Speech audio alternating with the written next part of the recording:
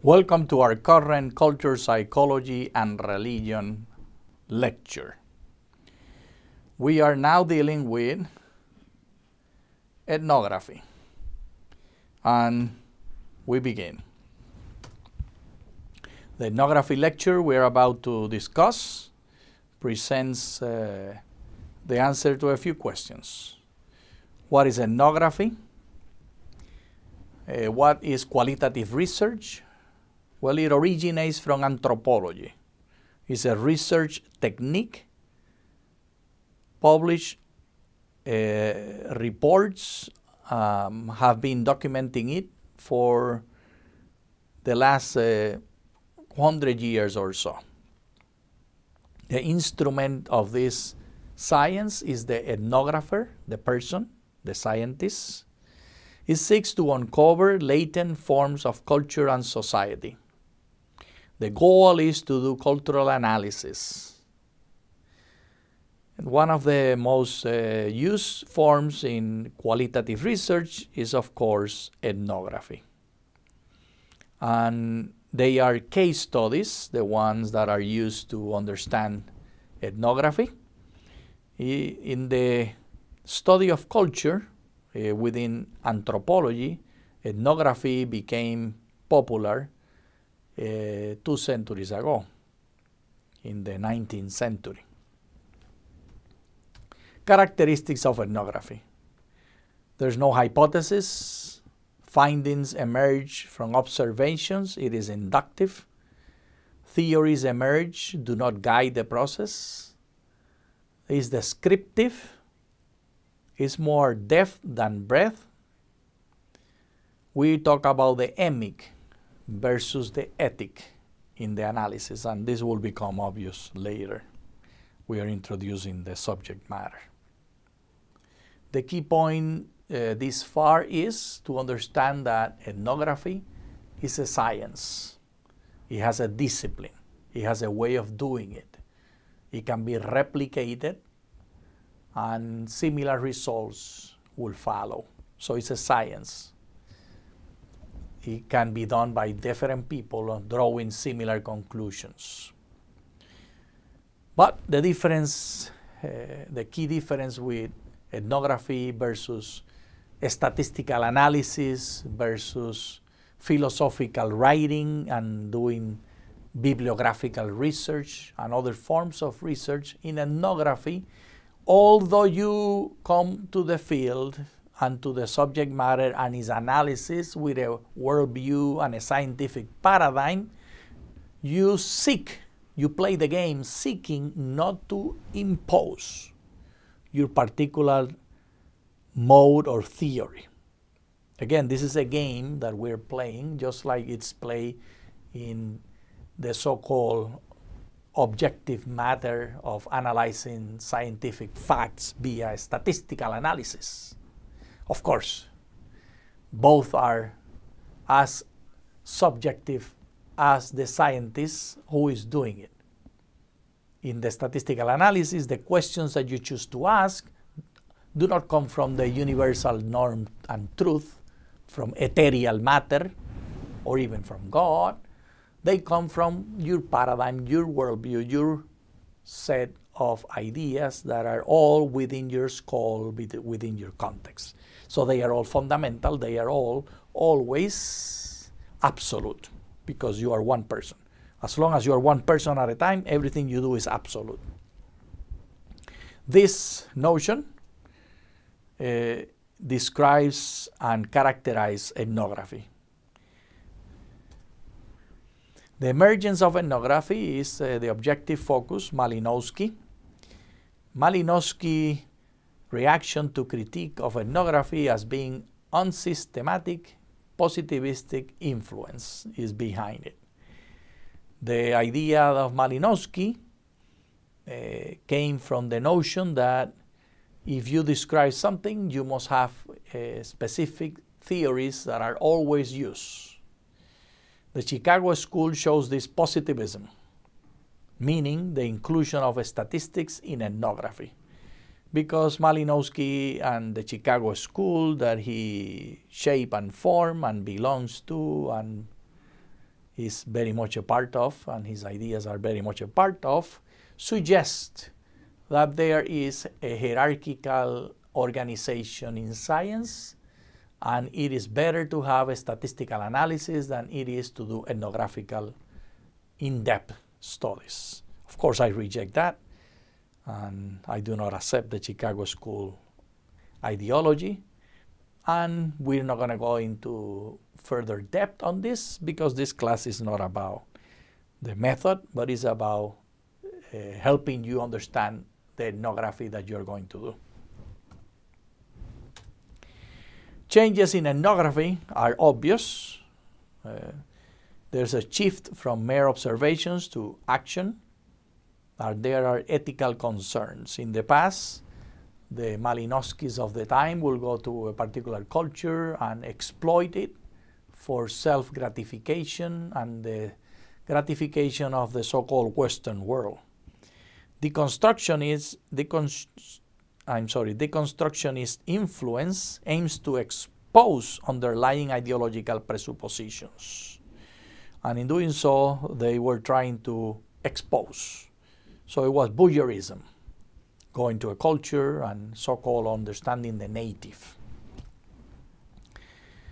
Critiques of ethnography include a biased lens of patriarchal outsiders, absence of author from text, voice selection bias, power knowledge, who speaks for the people, lack of complexity and contradiction, lacks emancipation and social justice, merely descriptive. Each of these is a lecture in and of itself. Suffice is to say that there is plenty to critique about ethnography. But obviously, I believe that it has value that will add to the tools of understanding our worldview and understanding ourselves and understanding our limitations. And also, every limitation happens to be the power of understanding from a particular perspective. So whatever is your strength is also your limitation. Whatever is your limitation is also your strength. Ethnography and the health sciences. The goal is to improve cultural appropriateness of practice. Ethnography increases understanding and visibility of health professions, culture. Secondary focus, understand how illness is viewed and treated.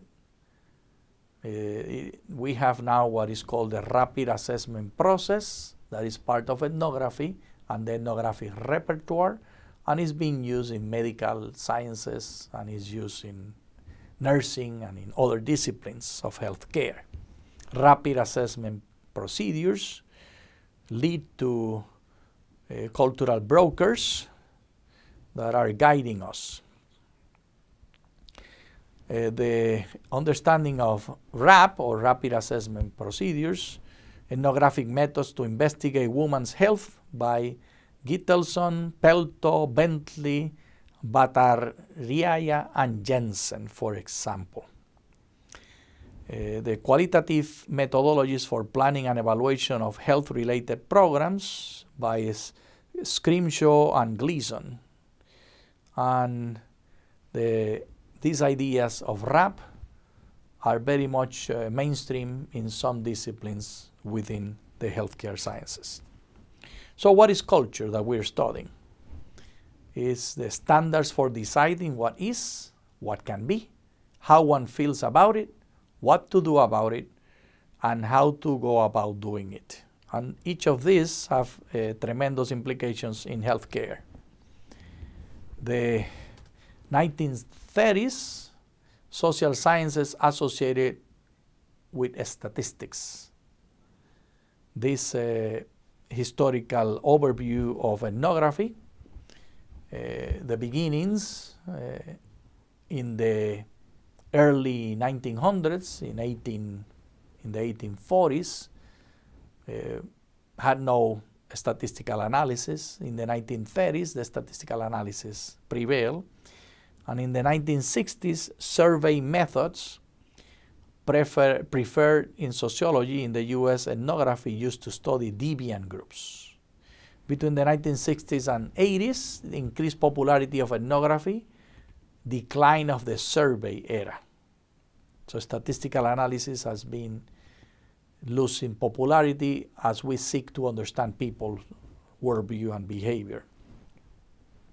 There are 5 moments of qualitative research: the traditional period of the 1840s, the modernist period of the 1930s, positivistic in nature, the blur genres of the 60s and 80s, the crisis of presentation of the 90s, and the 5th movement of the late 90s, early 2000. Theoretical basis of ethnography: naturalism. Observation done is in natural setting versus artificial. So you want to go to the field, you want to go to where things are happening. By the way, the best science has come from this. In public health, one of the most significant things that have happened have been to understand the malaria and how malaria comes about. That didn't only happen when people did etiological studies. Etiology is ethnography of mosquitoes in the case of malaria. When you understand the behavior, of course it did not begin with the understanding of the mosquito, but it zeroed into that. And my brain is skipping the name of the army physician that in the Panama Canal zone and in Cuba studied the mosquito and did a study that ended up taking his life. And he discovered, based on this naturalistic study, how to deal with mosquitoes and the malaria they brought. Health research have been socialized by their positivistic, qualitatively oriented worldviews. It takes a new way of thinking to move into qualitative constructivist worldview and apply it to your work. So I am challenging you to see ethnography and the idea of naturalism versus the positivistic ideas that define the disciplines of healthcare. And by the way, I have nothing against, let me make this clear, I have nothing against the positivistic understandings within health sciences. I prefer that when you're dealing with me in the emergency room.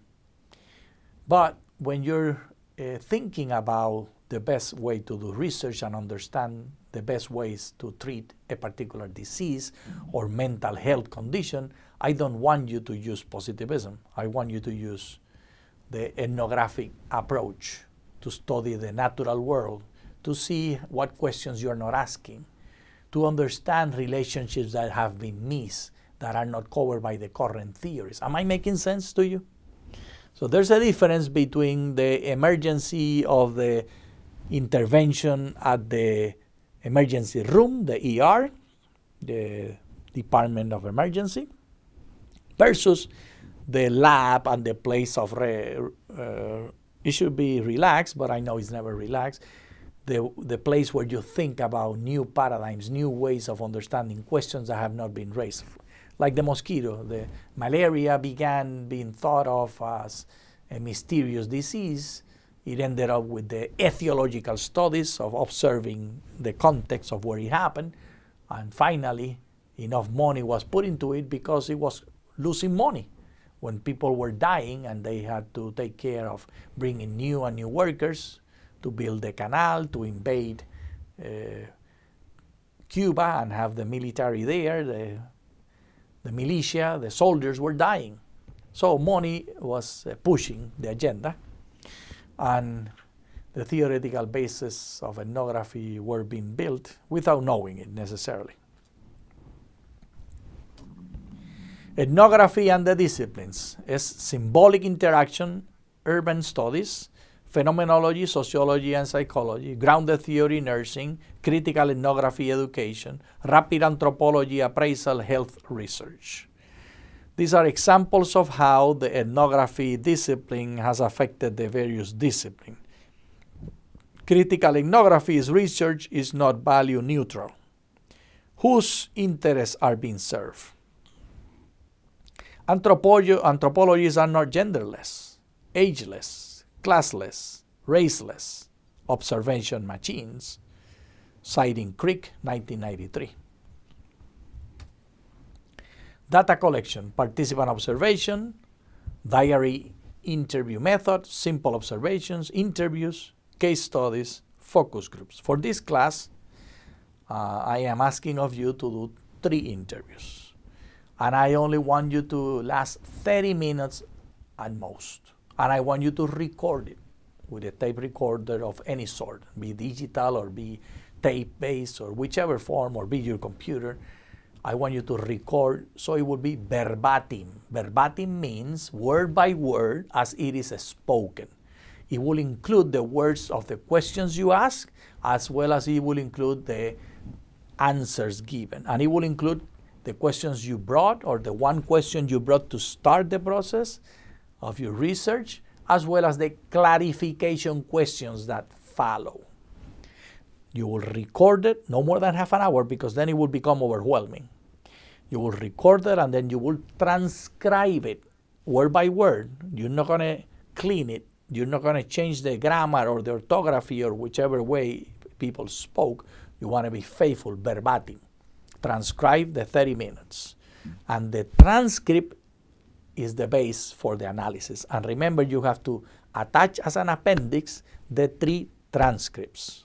That will be verbatim, word by word, pause by pause, incongruency by incongruency. Don't fix it.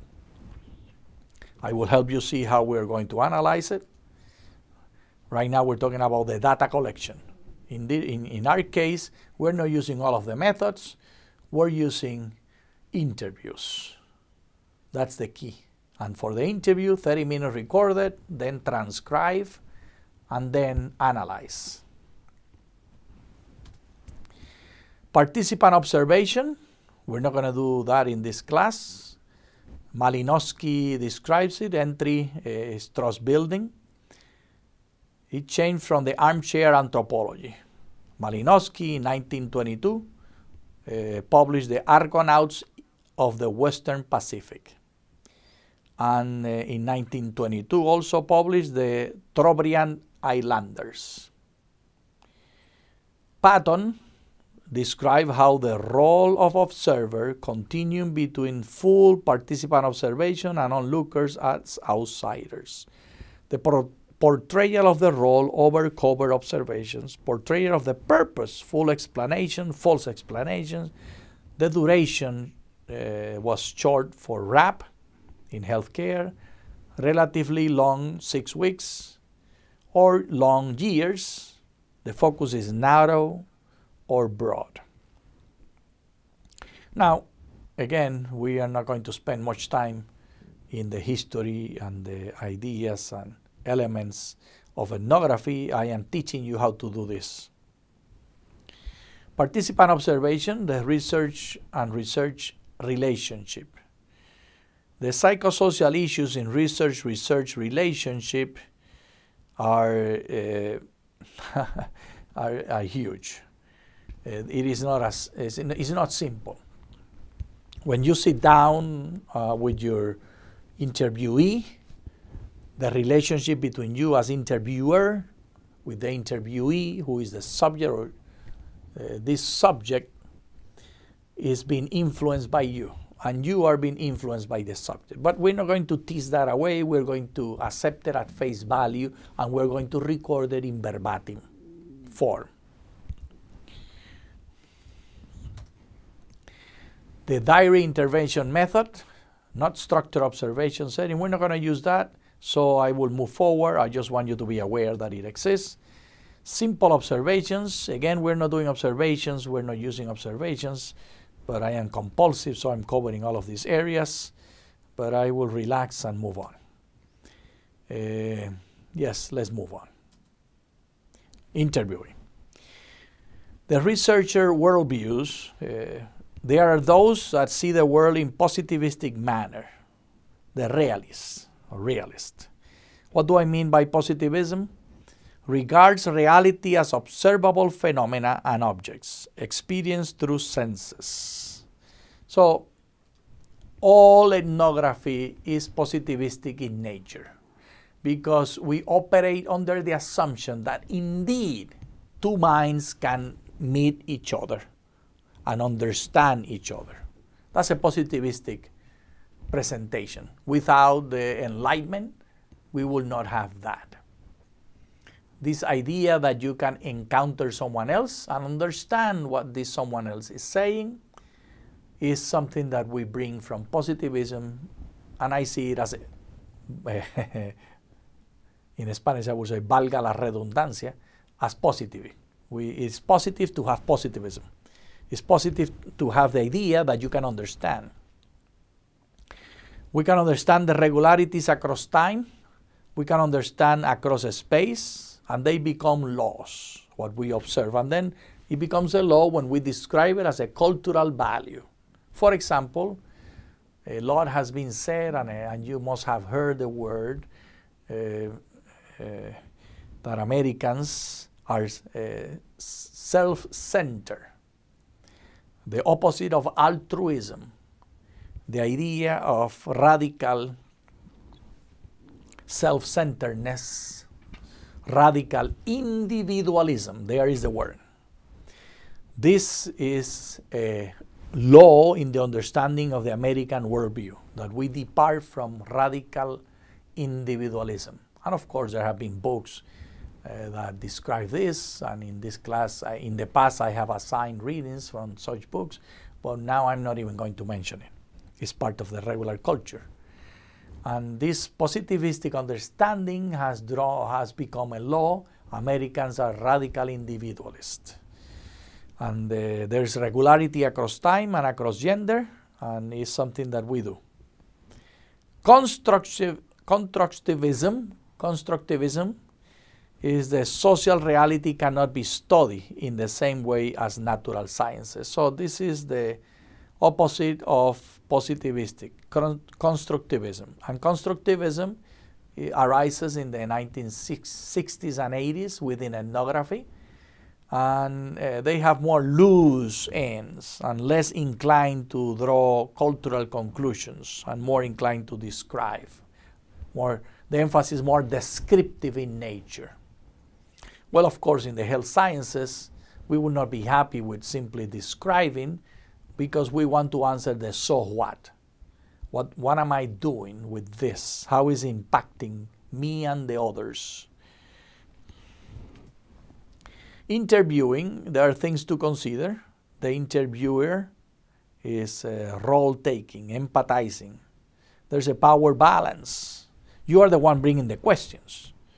And the interviewee is wondering what in the world do you have in mind. And the understanding of the questions and trying to please you is the role of the interviewee. This role-taking happens regardless of how the relationship is formed. The interviewee wants to please the interviewer, and they want to please by answering the question. Otherwise, the interview will not take place. If the interview is taking place, this is happening. There are interview models, a structured interview. What do I mean by structured interview? Are the interviews that you have questions 1, 2, 3, 4, 5. By the way, don't ask more than 5 questions. If you're going to do a structured interview, don't bring more than 5 questions. And follow with clarification questions. For example, if your 5 questions, the first question is, what do you mean by love in the context of Islam? What does love mean in the context of Islam? Let's say that's your first question.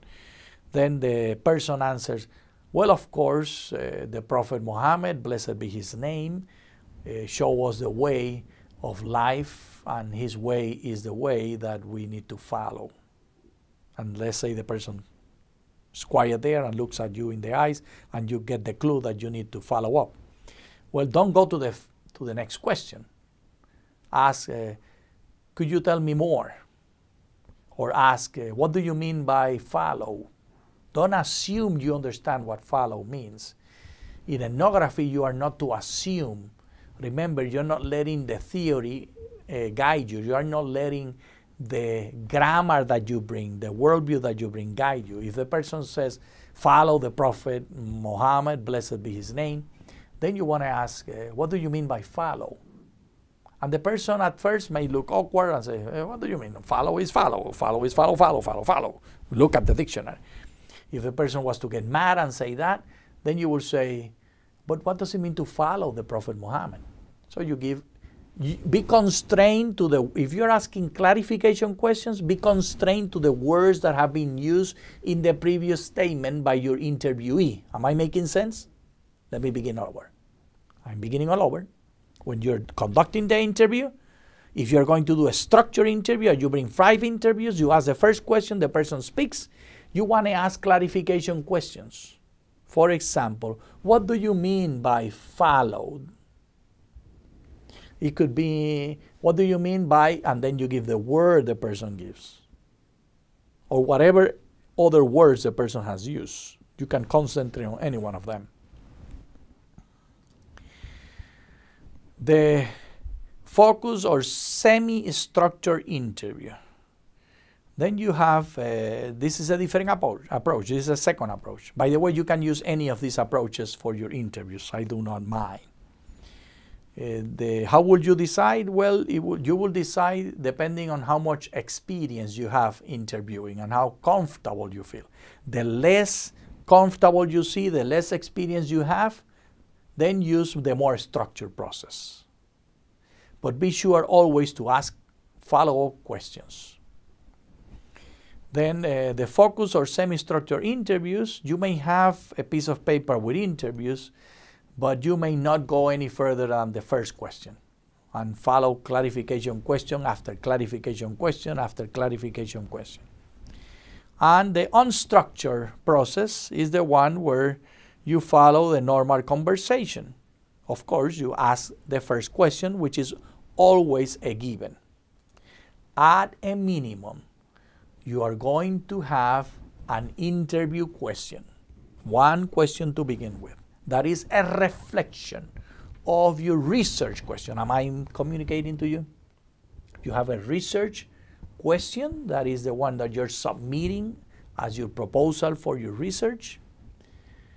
And you have then the interview question. They may be the same. It's best if they are not the same, but it depends on how much experience you have. Make it the same if you don't have much experience and you don't follow what I'm saying. If it is an unstructured interview, it's a normal conversation following up the first question that you brought up. But that is for the experienced person. If you have done interviews before, you're able to do this. Types of questions. Probing questions. The silent probe is the most difficult and effective. It's so hard to be silent. But try it. The person says, you ask the question, let's say that you are studying what is the meaning of death? What is the, how is the person defined? What is the human definition? We are physicalists in Adventism. We believe that the Bible teaches physicalism. And so you are interviewing a Seventh-day Adventist, and you ask the Seventh-day Adventist, what is a human and what happens when we die? He has 2 questions here. So what is a human and what happens when he dies, when the human dies? And the Seventh-day Adventist says, oh, well, of course, we are a biological entity, and when we die, the biological entity stops working and keeps quiet. How long can you hold that silence? That's the most intense form of probing. Just keep silent. Just hold it. Hold your horses. Wait. And the person may then give you the real gem. The person may then follow up. Or, of course, you need to develop the science of when to speak again. And there are natural conventions. Follow your logic. Follow your instincts. The less experience you have, the less you should use silent proof. But I want you to be aware. Echo-reflective summary proof. Oh, echo-reflective is repeating. I hear you say that being a biological entity defines who humans are. And then you keep quiet and see what the person says. If the person says nothing after X amount of time, that is a matter of you and using common sense. You may say, what do you mean by that? Can you tell me more? Then you have the long question proof to produce longer answers. So you give a proof, like, let's say that the topic you're studying has to do with salvation within Christianity. And you have asked, how is a human saved?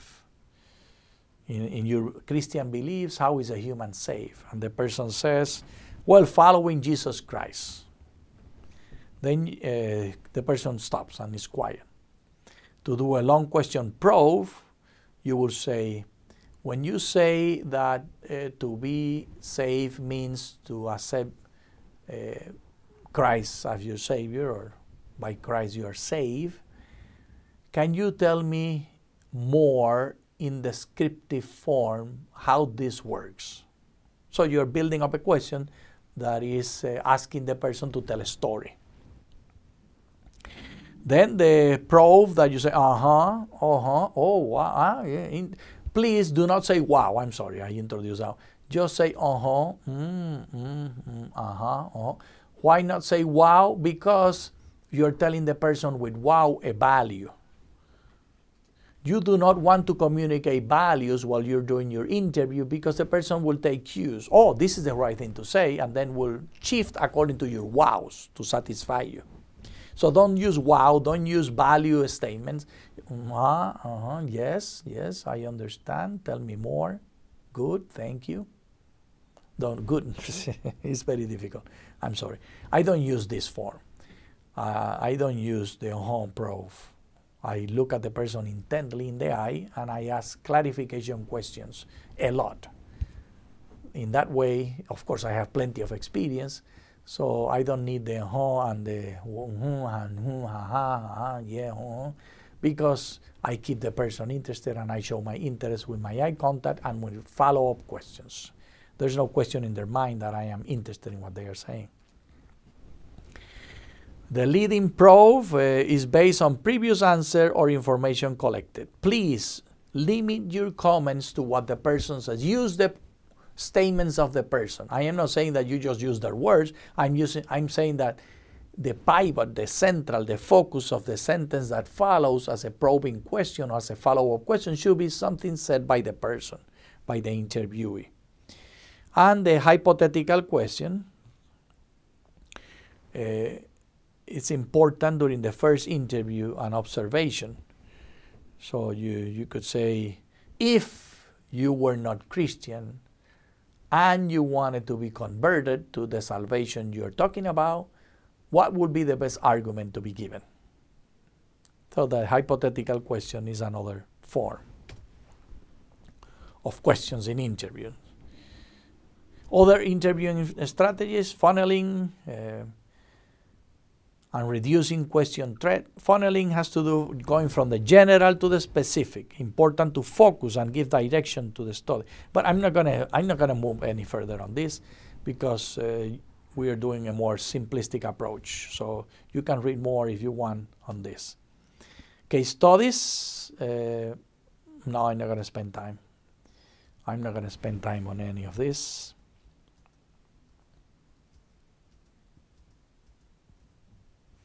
Yes, analysis.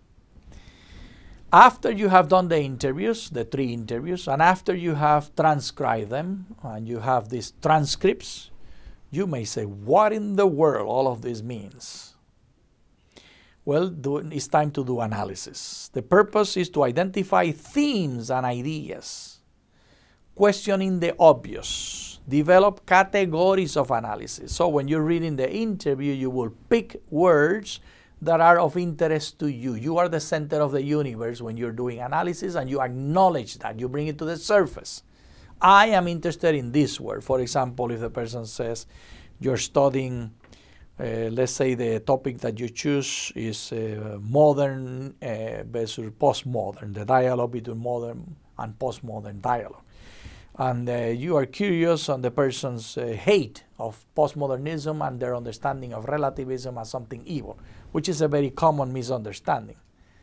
This is not about ethnography, but I have to say it because I have to say it. Most people that are Christians and approach the Bible as important, like I do, see postmodernism as evil because they think of relativism and the arrogant views of relativism. And they think that postmodernism is a relativism. That is far from truth.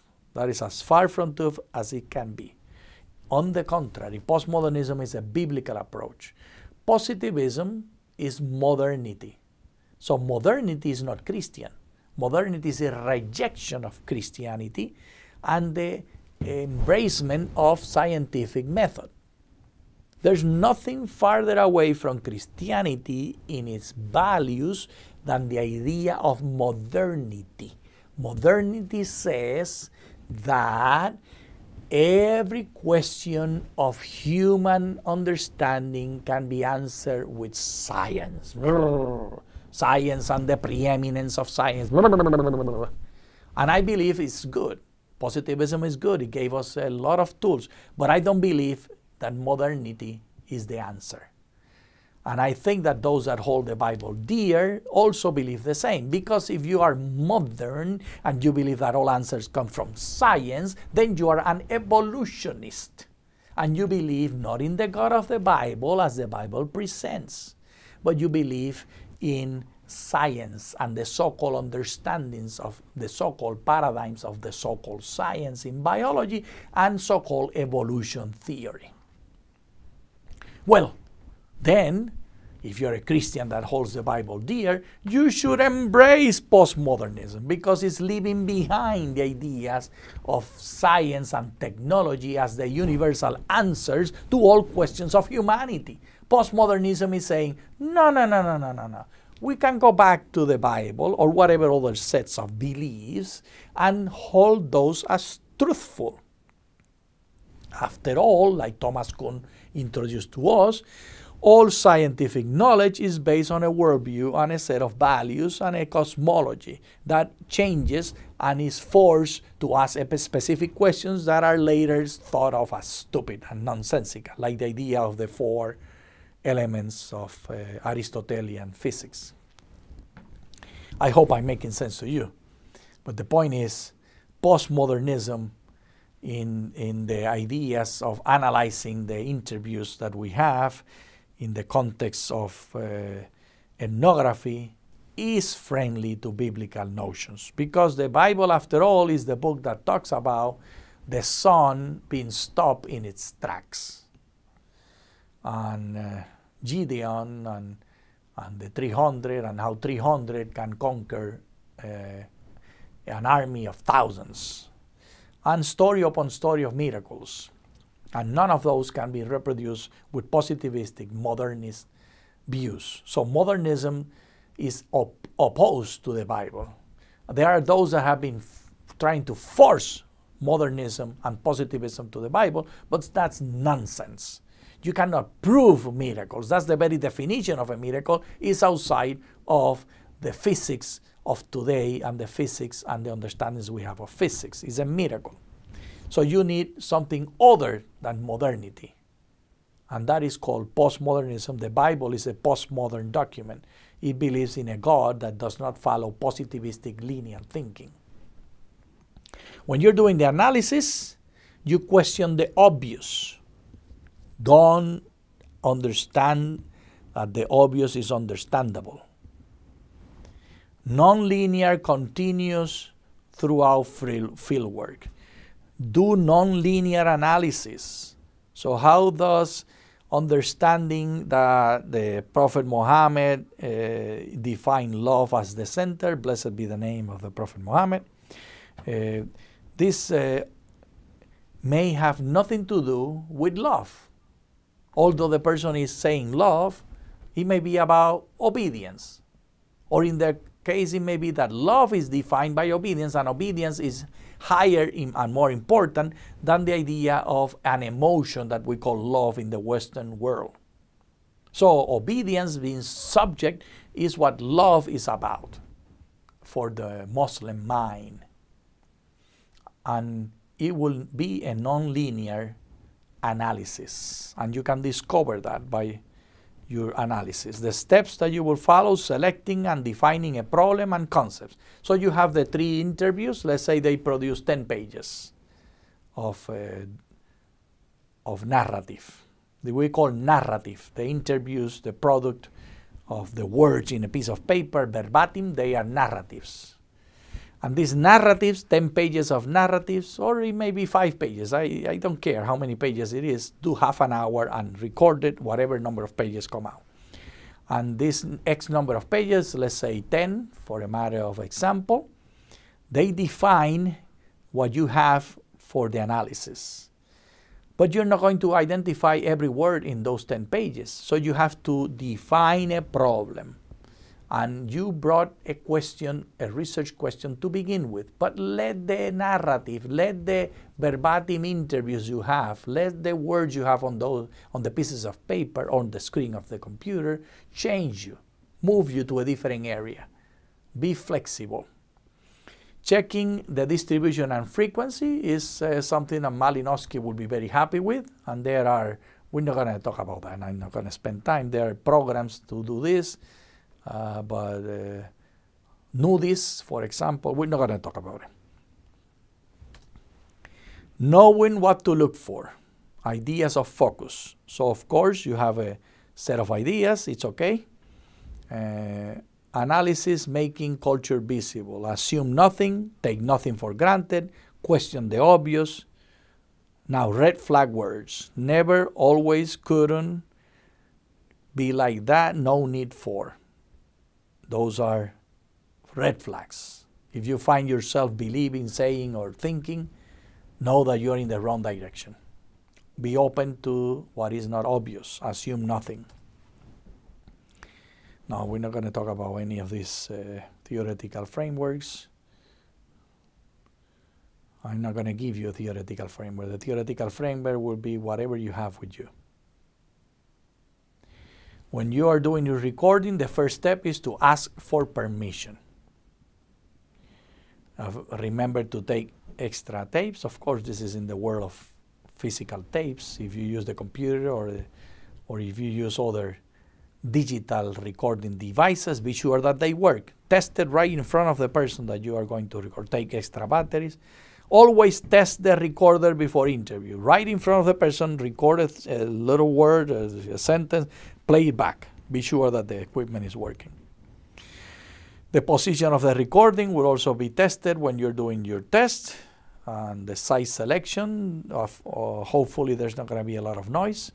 And always date and label the tapes. And also use words. Today is the 5th of November of 1995, and we are at Loma Linda in the patio pantry at 3 p.m. in the afternoon, and we are doing the interview of a student of Loma Linda University, a male.